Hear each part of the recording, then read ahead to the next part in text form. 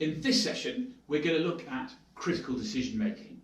We're going to give you a handrail, a toolkit if you like, for making effective decisions when you're under pressure.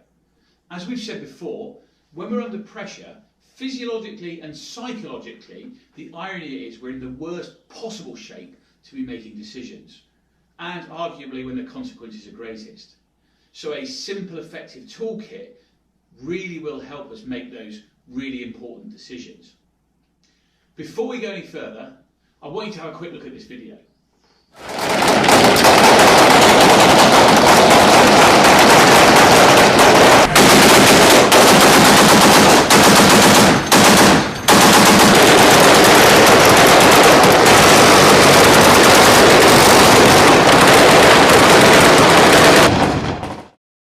What you've seen there is obviously a pretty bad day at the office. It's a gunfight somewhere in Afghanistan.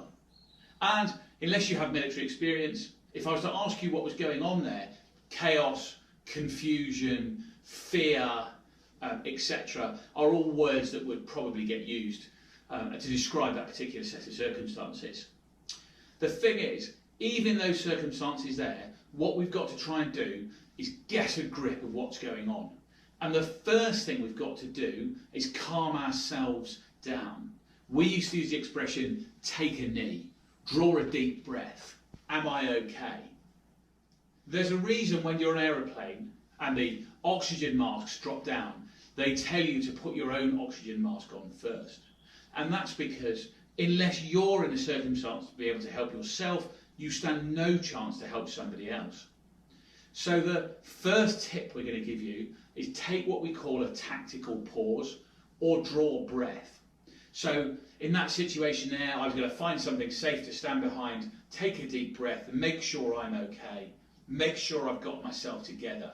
And then I'm going to move forward into what we call the evaluation phase. Take a pause, relax, work out what's going on, then evaluate. Ask yourself unnecessary questions. In that video there, where are my guys? How much ammunition have I got? How much water have I got? Who can I talk to? What is my way home? It's not difficult to imagine similar questions you might need to ask yourself in a high pressure work environment. How can I talk to my clients?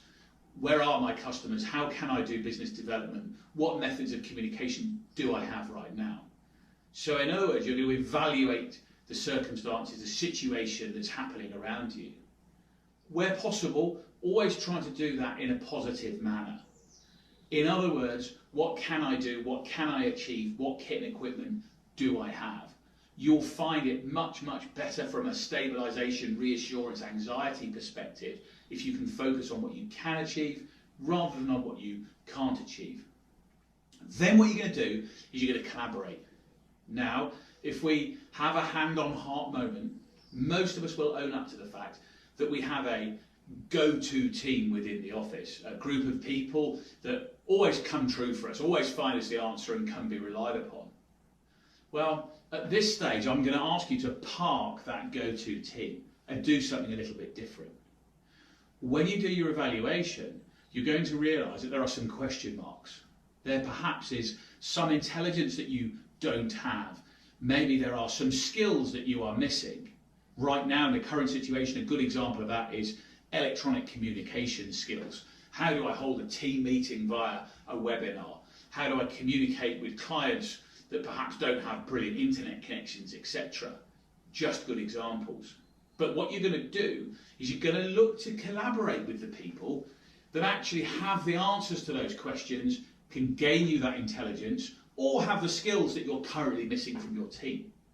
Now, it may be that some of those people are already in your go-to team. Brilliant. But please make sure we go around the process the other way around. We start with the gaps, the question marks, and we collaborate with the people that can answer those questions. Then, together, we're going to sit down and make a decision. In our previous videos, we've talked about the OODA loop situation. Yeah? Observe, orientate, decide, and act. Ensure that you're using an OODA loop to best inform your decision-making process. Once you've evaluated and you've made your decision, then you're going to communicate, and only then. And you're going to notice now that we're telling you to communicate last. You've only got to watch the news to see companies, governments and organisations rush to be the first to communicate. The problem is when we talk about leadership, we talk about reassurance and we talk about direction coming from the leaders.